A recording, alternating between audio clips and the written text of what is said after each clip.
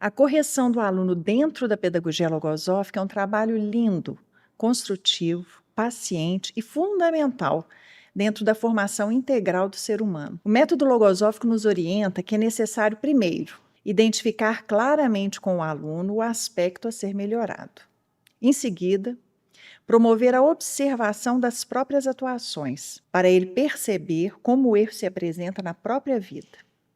E depois, a seleção gradual dos pensamentos que dirigem a sua conduta, ensaiando, então, novas atuações mais positivas, mais acertadas. Mas como isso é trabalhado no dia a dia da escola, tanto individualmente como coletivamente? Vou trazer, então, 2 exemplos. O primeiro, com uma aluna de 8º ano, que era uma menina muito ativa, capaz, de grande iniciativa e liderança. Porém, com uma modalidade forte, obstinada, constantemente causava dificuldades de relacionamento com os colegas e professores, pela sua forma impulsiva de falar. Começamos o trabalho conversando com ela sobre algumas situações desagradáveis que estava vivendo, como elas afetavam seu relacionamento, seu conceito frente aos demais e o quanto isso a deixava triste. Ao analisar as situações vividas, tive o cuidado de valorizar seus acertos e qualidades, mostrando o quanto iria ser mais feliz ao superar algumas características que nublavam esses valores e interferiam na sua convivência. Observei que aos poucos foi surgindo dela a vontade de mudar, de viver uma nova realidade. Isso favorece muito o trabalho. Fizemos um levantamento dos pensamentos que poderiam estar gerando as dificuldades que vivia. Lembrando que, para a logosofia, os pensamentos são entidades autônomas que habitam a nossa mente, atuam às vezes independente da nossa vontade e estão na causa de cada atuação positiva ou negativa que temos. E por quê? Porque toda atitude tem origem na mente. Então, é lá que a correção deve alcançar. Então, para isso, nós usamos o livro Deficiências e Propensões do Ser Humano, que é base desse trabalho e que está à disposição para download gratuito no site da Fundação Logosófica. Nele, Gonzales Pecote caracteriza cada um dos pensamentos negativos que influem sobre a psicologia humana e a forma de superá-los. Fizemos, então, o retrato desses pensamentos. Que características tinham? Que argumentos usavam? De que forma levavam a atuar? A aluna passou, então, a realizar o exercício de voltar a observação para a própria conduta, para a movimentação desses pensamentos em sua mente, assim como as repercussões de suas atitudes nos demais. Foi algo impressionante porque ela começou a se dar conta, enxergar coisas que antes ela nunca havia percebido. E essas observações foram estimulando a iniciar o esforço de planejar novas atuações, de interferir na ação desses pensamentos, de mudar as atitudes ainda na mente, antes mesmo que se manifestassem no externo. Foi um trabalho lindo que ainda está em curso, mas que já tem mudado a vida dessa adolescente em vários aspectos.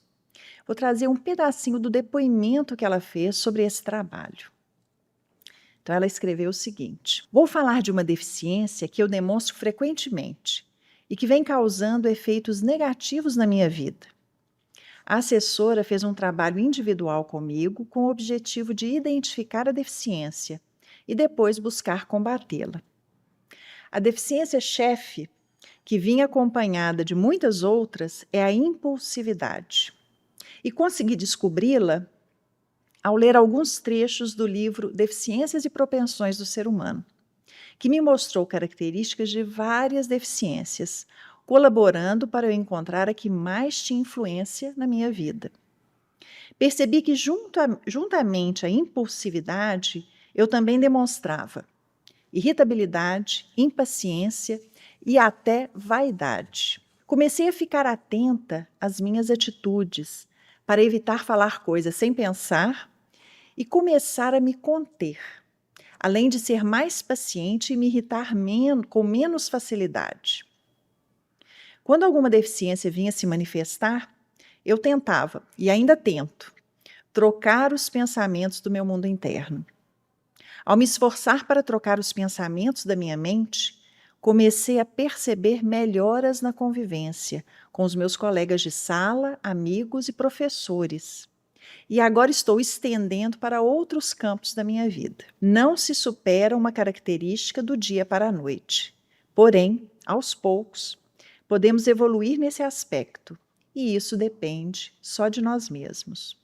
Bom, esse é um trabalho que pode ser realizado com qualquer característica do aluno, por exemplo, com a timidez, com a falta de vontade, com a intolerância. E é importante destacar que, à medida que o aluno vai realizando esse trabalho de superação interna, é estimulado também a levar o que vai aprendendo aos demais, colaborando com a superação de outros colegas. E isso pode ser feito de uma forma natural, em aulas programadas, em conversas em pequenos grupos. A difusão do que se aprende é um aspecto importante do método logosófico. Ele fixa o conhecimento dentro, estimula a fazer mais e desenvolve a sensibilidade frente aos demais, porque ao ajudar, a gente se sente útil e se sente também feliz. Bom, agora eu vou trazer um exemplo de um trabalho coletivo realizado no Fundamental 1. Uma professora de 4º ano. Ela começou a observar também algumas dificuldades de convivência entre seus alunos. Então, o que ela observou? Discussões, choques de opiniões opostas, uso de palavrões, fofocas, enfim. A professora poderia apenas ter chamado a atenção dos meninos, falado que não queria mais ver, né, esse tipo de atitude, e que se acontecesse de novo, eles iriam ter uma consequência, né? Poderia. E isso também é válido. Mas nós temos que lembrar que, se nós queremos realizar uma correção formativa, construtiva, nós precisamos ir além, ir muito além de chamar a atenção do aluno. Levar o aluno a compreender a causa do erro e a enxergar a forma de corrigir a si mesmo. E foi isso que ela procurou fazer. Então, ela começou por conversar com os alunos e a levantar com eles os aspectos que mais estavam atrapalhando a convivência. Uns falaram das palavras grosseiras, outros da impulsividade, outros da fofoca. A professora perguntou, então, se eles gostariam de realizar um trabalho para superar essas dificuldades, e eles disseram que sim. Ela, então, começou trabalhando com algumas imagens analógicas, que permitiam que os alunos fossem enxergando as situações e se recordassem também de um elemento importante. Então, a primeira imagem trabalhada foi a pedra no sapato.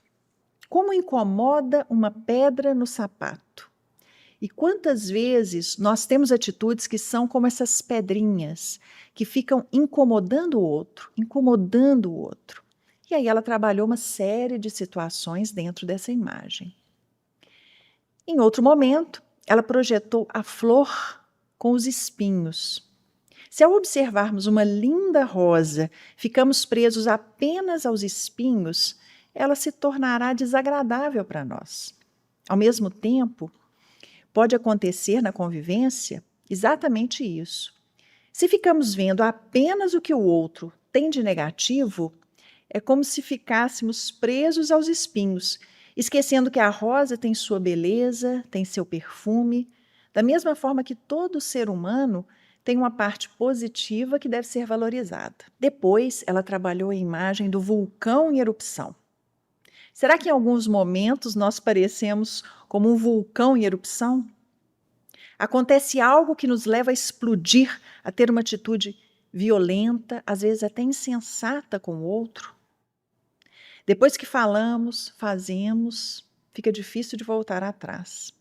Então, ela analisou com a turma essa linha de atuação, levando também vários elementos. E, por último, a imagem da panela de pressão. Nessa analogia, o vapor seriam os valores que todos temos, mas a tampa são aqueles pensamentos negativos que impedem que esses valores se manifestem livremente. Quais seriam?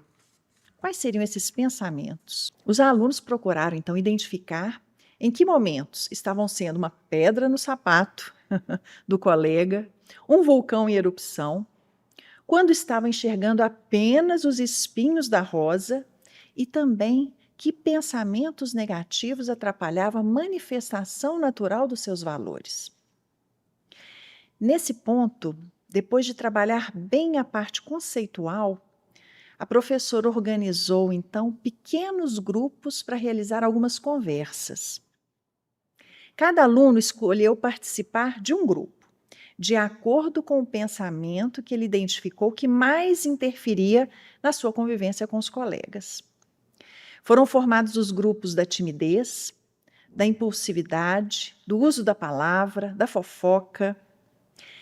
Nesses grupos, realizaram pequenos intercâmbios de ideias, trocas de experiências, elementos aprendidos, anotaram as experiências que estavam vivendo, produziram textos, escreveram cartas, exercitaram a expressão oral, planejaram aulas para outras turmas, enfim, foram uma série de atividades girando em torno desse trabalho de formação humana. Todas essas atividades contribuíram para manter vivo o objetivo de superação, dando o tempo necessário para que a turma fosse avançando em uma convivência mais harmônica.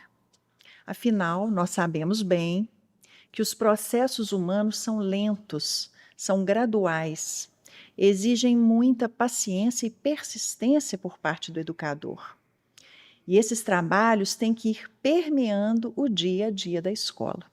Esse é um trabalho constante nos colégios logosóficos, onde a formação humana deve correr em paralelo com a formação acadêmica em várias atividades da escola.